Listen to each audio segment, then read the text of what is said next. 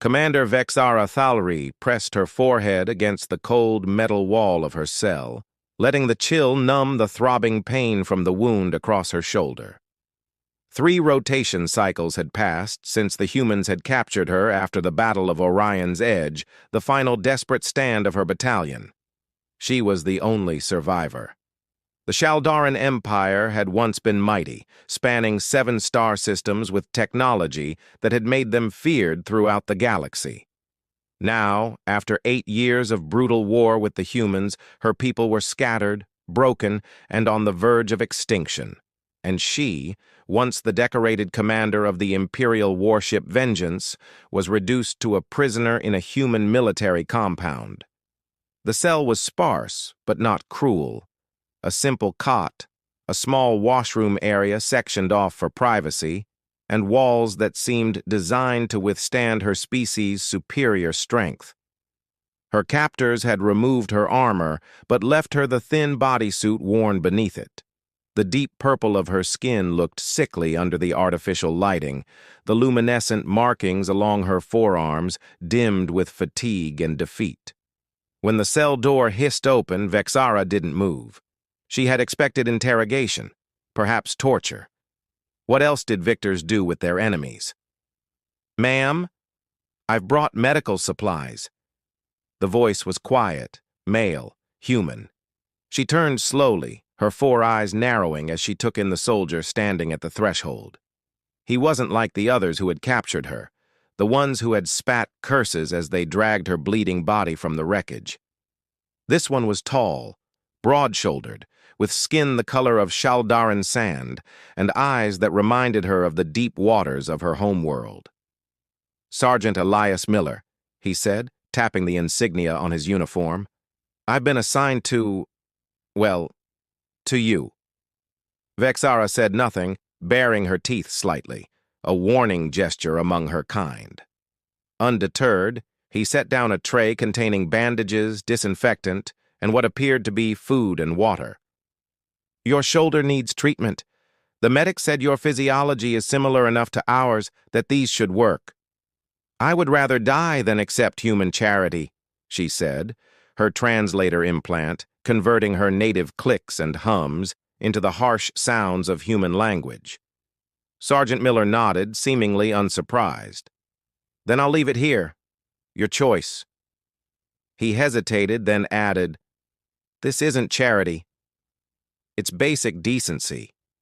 As he turned to leave, she noticed him slip something under the water cup, a small piece of folded paper. The door sealed behind him with a soft click, leaving her alone once more. Minutes passed before curiosity overrode pride. Vexara approached the tray cautiously, as if it might contain explosives rather than aid. The note was written in crude but understandable Shaldaran script. "You are safe." 3 words. So simple. Yet they struck her like a plasma blast to the chest. Safe? She hadn't been safe since the humans had destroyed her homeworld 2 years ago. She had watched her family, her friends, her lovers all perish in flames of human making. How dare this human offer safety? And yet, something in those scratched symbols, clearly learned with difficulty, pierced the armor she had built around her heart. Someone had taken the time to learn her language, not to interrogate or to threaten, but to offer... what? Comfort? Vexara crushed the paper in her fist, then smoothed it out again, running her 3-fingered hand over the words. The gesture opened her wound, sending fresh pain lancing through her shoulder. Grudgingly, she reached for the bandages. When Miller returned the next day, he found the medical supplies used, the food untouched, and the water gone. He nodded once, a gesture too complex for her to interpret with certainty. Was it approval? Relief? "Good morning," he said, setting down a fresh tray. "I thought you might like something to read." He placed a small tablet beside the food, its screen displaying Shaldaran text. Historical fiction, she realized with surprise. "Why?" The question escaped before she could stop it. Miller paused at the door. "Why what? Why treat me like this? I have killed hundreds of your kind." Something flashed in his eyes, grief perhaps, or understanding. "I've killed hundreds of yours too. War makes monsters of us all." He gestured to the tablet. "But we don't have to stay that way." As the door closed behind him, Vexara stood frozen, her defensive walls trembling ever so slightly. For the first time since her capture, she wondered what would happen if she let them fall. 2 weeks into her captivity, Vexara found herself sitting cross-legged on her cot, engrossed in the third historical novel Sergeant Miller had provided. The tablet rested comfortably in her lap, its glow illuminating her features in the dimmed evening lighting of her cell. Her shoulder had healed remarkably well, leaving only a faint silver scar across her purple skin. The door slid open without warning. She didn't startle anymore, she'd grown accustomed to Miller's visits. "Enjoying the story?" he asked, setting down the usual tray. Today, she noticed a steaming cup alongside the water. The aroma was familiar. "Is that Thilian tea?" Vexara couldn't hide her astonishment. The beverage was a Shuldaran staple, not something humans typically stocked. Miller rubbed the back of his neck, a gesture she'd come to recognize as discomfort or uncertainty. "I mentioned your species to one of our xenobotanists. She had some dried Thilian leaves in storage. Said they were gathered before everything. Before the war. Before the destruction." The unspoken words hung between them. Vexara set the tablet aside and approached cautiously. The tea's aroma transported her instantly to her childhood home, the sprawling gardens of the Imperial District where she had grown up.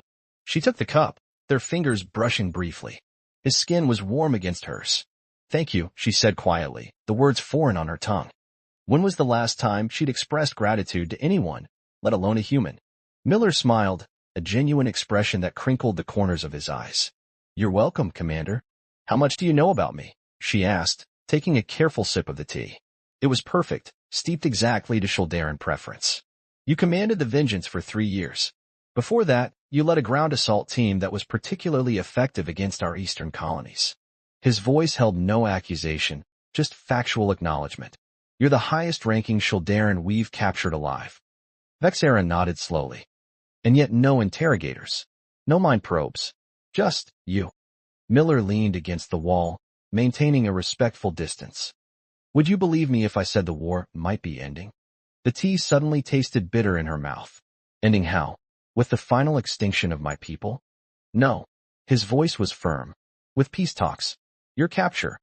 It's being kept quiet. But there are those on both sides who are exhausted by this conflict. Hope was dangerous, more dangerous than plasma rifles or orbital bombardments. Hope could shatter what remained of her resolve." "I don't believe you," she said, though her heart raced traitorously in her chest. Miller reached slowly into his pocket and withdrew a small hollow projector.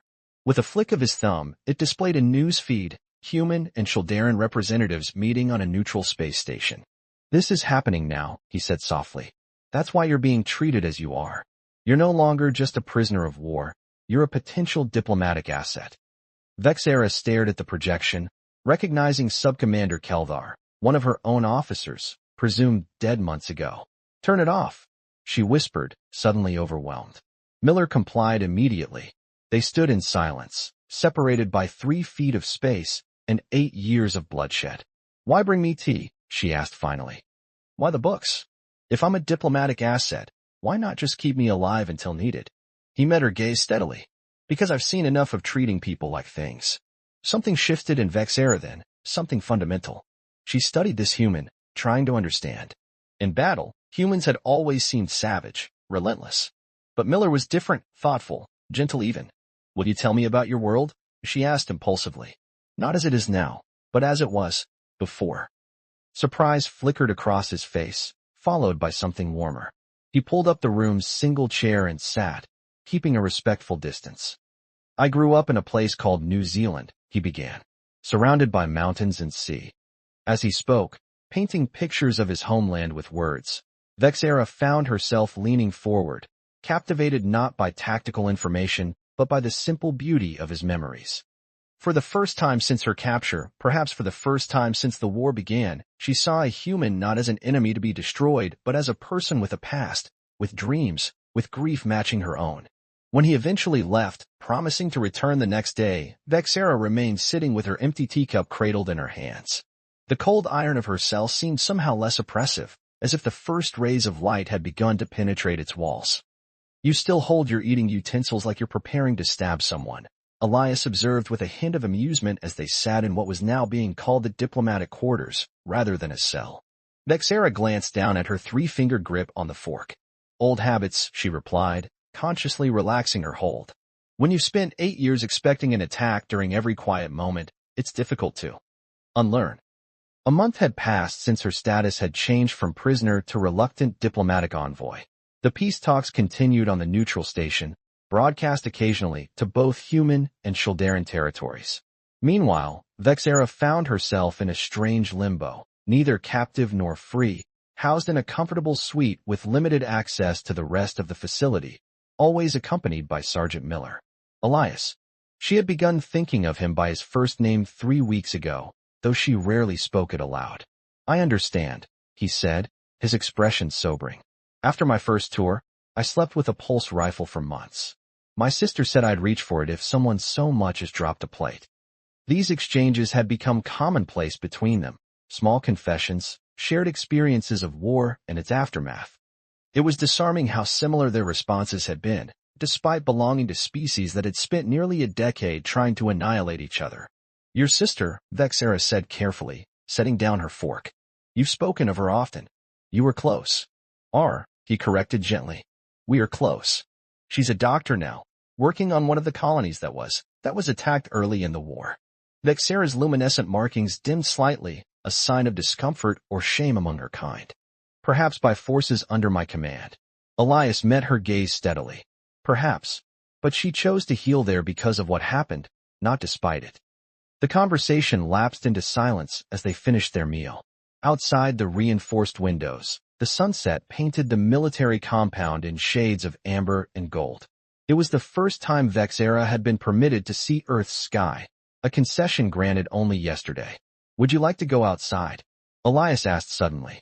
Vexera's 4 eyes widened. Is that permitted? I cleared it this morning. There's a small garden area. It's secured, but it's not walls. Her heart's quickened at the prospect. Yes, she said, perhaps too eagerly. I would like that very much. The garden was modest, a rectangular patch of green nestled between buildings, with carefully tended plants and a single bench. But to Vexera, who had spent months in space vessels and cells, it was glorious. The feel of actual soil beneath her feet, the scent of growing things, she closed her eyes and breathed deeply. Your planet is beautiful, she admitted, turning her face to the setting sun. I never allowed myself to think so before. Elias stood beside her, close enough that she could feel the warmth radiating from his body. It can be, just as I imagined Shaldar was. Shaldar had 3 sons, she said softly. The twilight lasted for hours, all purple and crimson. The central spires would capture the light and fracture it into 1,000 colors. She opened her eyes, surprised to find moisture gathering in them. I never thought I would speak of home again without hatred burning through the memories. What's changed? Elias asked, his voice equally soft. Vexera turned to face him fully. In the golden light, his features seemed softened, his eyes reflecting the sunset. Something tugged at her, a feeling she had thought long dead, buried beneath the rubble of war. You, she said simply. You showed me kindness when you had every reason not to. You treated me as a person when I had forgotten how to be one. Elias's hand moved tentatively toward hers, hovering just shy of contact. May I? The question contained multitudes. Vexera hesitated only for a moment before extending her 3-fingered hand to meet his 5-fingered one. The contrast was stark, her purple skin against his brown, her bioluminescent markings glowing more brightly at the contact. Our people would call this treason, she whispered. His fingers intertwined with hers, careful of the different structure yet finding a way to fit. Or they might call it the beginning of something new. As the last rays of sunlight disappeared behind the compound walls, Vexera felt something within her own walls crumble irreparably. The commander who had led fleets against Earth forces seemed to belong to another lifetime, another self. Here, in this moment, with her hand in his, she was simply Vexera, discovering that her capacity for feelings beyond rage and vengeance remained intact. When they returned to her quarters, there was a new tension between them, unspoken yet palpable. At the doorway, Elias paused. Tomorrow, he said, I've been authorized to take you into the nearby town. If you'd like. Vexera's markings pulsed with surprise and something like anticipation. I would like that very much. His smile, warm and genuine, created an answering warmth within her. Good night, Vexera. Good night, Elias. His name felt right on her tongue, as if she had been meant to speak it all along. As the door closed between them, Vexera pressed her palm to the spot where their hands had joined, preserving the sensation of connection, the first intimate touch she had experienced since the war began. The walls around her heart hadn't merely cracked, they had begun to fall away entirely. The small coastal town had stared at first. Humans froze in their tracks, eyes widening at the sight of a Shuldaran walking freely among them. Children pointed before being hushed by anxious parents. Yet as the day progressed, the stares had lessened, replaced by cautious curiosity and, from some, hesitant nods of acknowledgement. They're adapting remarkably quickly, Vexera observed as she and Elias walked along the shoreline, away from the town proper. The sun was setting over the ocean, casting long shadows across the sand. People can surprise you, Elias replied, his shoulder occasionally brushing against hers as they walked. After years of propaganda about the alien menace, seeing you purchase ice cream and compliment a child's artwork humanizes you. Shuldaranize, she corrected with a small smile. The expression still felt new on her face, a rediscovered muscle memory. Elias laughed, the sound carried away by the ocean breeze. Fair point. They stopped at a secluded cove, sheltered by high rocks on either side. Vexera removed her footwear, specially designed by the facility's xenobiologists, and let her feet sink into the cool sand. The sensation was exquisite after so long in artificial environments. The peace talks are progressing, Elias said, his voice more serious. There's talk of establishing an embassy. Your knowledge of both cultures has been invaluable. Is that why they've granted me these freedoms? Because I've been useful? There was no bitterness in her question, merely curiosity. Elias shook his head. It began that way, perhaps. But now, you've become a symbol of what might be possible. And what of us? Vexera asked, her luminescent markings pulsing with heightened emotion. What are we symbols of? The question hung between them, electric in its implications. For weeks they had circled each other in a dance of increasing intimacy, lingering touches, shared confidences, moments of connection that transcended their biological differences. Elias turned to face her fully, the dying sunlight casting half his face in shadow. I don't want to be a symbol with you, Vexera. I just want to be myself. And I want you to be yourself. Even though myself was once your enemy, she whispered. That was Commander Thalry of the Vengeance, he said, reaching up to trace the contours of her face with gentle fingers. I'm speaking to Vexera, who laughs at terrible Earth jokes and hums Shuldaran lullabies when she thinks no one is listening. Her markings glowed brighter at his touch, illuminating the growing darkness around them. There are those who would call this unnatural, she murmured, even as she leaned into his caress. There are those who said the same about peace, Elias countered. He stepped closer, his breath warm against her skin. May I kiss you, Vexera? The question sent a shiver through her entire body. Shuldarans did not kiss as humans did. Her people shared intimacy through the touching of bioluminescent patterns, the intertwining of fingers. Yet she had watched enough of Earth's entertainment now to understand the significance. Show me how, she whispered. Elias's lips met hers gently, carefully navigating the slight differences in their facial structures. The sensation was foreign yet intoxicating, an intimacy she had never known possible with a human.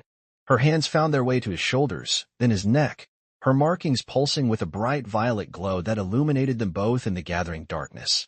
When they finally drew apart, breathless and trembling, Vexera felt fundamentally altered, as if the universe had shifted on its axis. The facility, she began, then hesitated. As private quarters for diplomatic guests, Elias finished, his eyes never leaving hers. If that's what you want. It is, she answered simply. The walk back to the transport vehicle seemed to take both an eternity and no time at all. They maintained a professional distance in public, yet every glance exchanged between them carried the weight of their shared secret, their shared desire. In the privacy of her quarters, all pretense fell away. Their first coupling was tentative, exploratory, discovering the differences and similarities between their species. Elias's touch was reverent as he traced the patterns of light across her skin, learning how they brightened and dimmed with pleasure. Vexera mapped the unfamiliar terrain of his body with equal fascination, finding places that made him gasp and tremble. Your markings, Elias murmured afterward as they lay entwined on her bed. They've never glowed this color before. Vexera looked down at herself, noticing the deep indigo blue pulsing across her skin. It's the color of profound connection, she explained, suddenly shy. Among my people, it's rare. Sacred. Elias pressed his lips to one of the glowing patterns on her shoulder. Is this why some would call it forbidden? Because it's sacred? Because it's sacred, and because it's never been shared with an off-worlder before, she confirmed. At least, not in any record I know. A shadow crossed his face. Will there be consequences? For you. Vexera traced the line of his jaw with her fingertips. Undoubtedly. But there have been consequences for every choice I've made since the war began. She pressed her forehead to his, a gesture of deep intimacy among her people. This is the first choice that has brought me joy instead of sorrow. As they surrendered to sleep in each other's arms, neither was aware of the urgent messages arriving at the facility. Communications warning of a splinter faction of Shaldaran militants who opposed the peace process and had just learned of their commander's betrayal of their cause. The stars that witnessed their union may have been forbidden, but the danger approaching would test whether what had grown between them could survive the harsh light of day. The transmission came from a stealth vessel in the Proxima system, General Harrington explained, her weathered face grave as she addressed the emergency council. They're demanding Commander Thalry's return to Shaldaran custody, claiming she's been corrupted by human influence. Vexera stood at attention beside Elias, their professional demeanor betraying none of the intimacy they had shared over the past 3 weeks. The diplomatic quarters had become their sanctuary, a place where species differences dissolved in the heat of their growing passion and deepening connection. But outside those walls, reality had reasserted itself with brutal efficiency. These militants, how many ships do they command? Asked Ambassador Chen, the human representative to the peace talks. 3 battle cruisers that we know of, the general replied. Remnants of the Imperial fleet that refused to acknowledge the ceasefire. Vexera stepped forward, her voice steady despite the turmoil within. They follow Subcommander Vrex. He was always zealous in his hatred of humans. He believes our only path forward is complete human subjugation or death with honor. And what do you believe, Commander?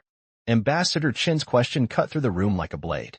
Vexera felt Elias tense beside her, felt the weight of every gaze in the room, human, and the few Shaldaran diplomats present. Her answer would define not just her future, but potentially the future of both their species. I believe, she said carefully, that I have seen enough death to last several lifetimes. I believe that hatred consumes the hater more thoroughly than it ever touches the hated. And I believe. She faltered momentarily, then squared her shoulders. I believe that when 2 enemies can see each other as people, can find common ground, even love, there is hope for a future neither could have imagined alone. A hushed silence fell over the room. Vexera was acutely aware that she had just publicly acknowledged what many had suspected, her relationship with Elias. General Harrington broke the silence. Pretty words, Commander. But Vrex's battle cruisers aren't interested in poetry. They've threatened to target civilian settlements if we don't comply. Then let me speak to him, Vexera said firmly. Not as a prisoner, but as the ranking Imperial officer present. Let me show him what cooperation has achieved. That's too dangerous, Elias interjected, protocol momentarily forgotten. They'll see it as confirmation of their accusations. Vexera turned to him, her 4 eyes soft with emotion that she no longer attempted to hide. Some truths must be faced directly, Elias. You taught me that. The council debated for hours, weighing options and risks. Eventually, a plan was formed. Vexera would address Vrex via secure transmission, with both human and Shaldaran representatives present to demonstrate the legitimacy of the peace process. In the privacy of their quarters that night, Vexera and Elias made love with a fierce tenderness, both aware of the precarious position they occupied. If something happens to me tomorrow, she whispered against his skin. Nothing will happen, he insisted, pulling her closer. I won't let it. She silenced him with a kiss, human style, which she had come to prefer. Listen to me. If something happens, know that you broke through walls I thought were unbreakable. You showed me that even in a galaxy torn apart by hatred, love can still find a way. His arms tightened around her. Then show them the same truth tomorrow. The transmission chamber was stark and formal. Vexera stood alone before the projection screen, dressed in a modified version of her commander's uniform. Behind her, visible but at a distance, stood the diplomatic delegation, Elias among them, his face carefully neutral. When Subcommander Vrex's face appeared on screen, his expression contorted with disgust. So it's true, he hissed in Shaldaran. The mighty Commander Thalri, reduced to a human pet. Vexera replied in the same language, her voice carrying the full authority of her former rank. I am no one's pet, Vrex. I am a survivor, as are you. As are the remnants of our people. Survivors do not lie with the enemy. His rage was palpable even through the projection. No, she agreed calmly. They find a way forward from destruction. Look at me closely, Vrex. My markings do not lie. She allowed her bioluminescent patterns to glow with their natural indigo, the color of truth-speaking in Shaldaran tradition. I have seen the best and worst of humans, just as I have seen the best and worst of our own kind. This war has brought out monstrous qualities in both. But I have also witnessed courage, compassion, and the capacity for change. She gestured to the delegation behind her. These humans and Shaldarans are working to ensure our species has a future. Your path leads only to further extinction. Vrex's eyes narrowed. You speak of futures while standing beside the very humans who destroyed our homeworld. And they stand beside the commander who ordered the bombardment of New Sydney, she countered. We have all committed atrocities, Vrex. The question is whether we will define our future by continuing them. The conversation continued for hours, tense negotiations, bitter accusations, moments of near breakdown. Throughout it all, Vexera remained steady, her gaze occasionally meeting Elias's for silent strength. In the end, it was not grand speeches that swayed Vrex, but the arrival of another transmission, a live feed from the neutral station where Shaldaran children, orphaned by the war, were being treated by human medical personnel for conditions once thought untreatable. These children will grow up in peace, Vexera said softly. They will know humans not as enemies, but as allies. Is their future worth less than your pride? 3 days later, Vrex's vessels entered Earth orbit under diplomatic protocols, their weapons powered down. 1 month after that, the formal peace treaty was signed. And 3 months after that, on a cliff overlooking the Pacific Ocean, Vexera and Elias stood hand in hand before a small gathering of humans and Shaldarans. They exchanged vows that incorporated traditions from both cultures, the human exchange of rings and the Shaldaran intertwining of light patterns. As night fell and stars appeared overhead, Elias drew her close. Look up, he whispered. Our astronomers and yours have just officially renamed that cluster of stars. He pointed to a distinctive pattern visible in the darkening sky. They're calling it New Beginning. Vexera's markings glowed with joy as she leaned into his embrace. A fitting name for what we found. And what is that? He asked, though he knew the answer. She pressed her forehead to his in the Shaldaran gesture of deepest intimacy. Home, she said simply. Beyond all those stars, we found home in each other. Above them, the newly named constellation shimmered, 7 stars forming a pattern that, from certain angles, resembled a human hand and a Shaldaran one, reaching toward each other across the vastness of space.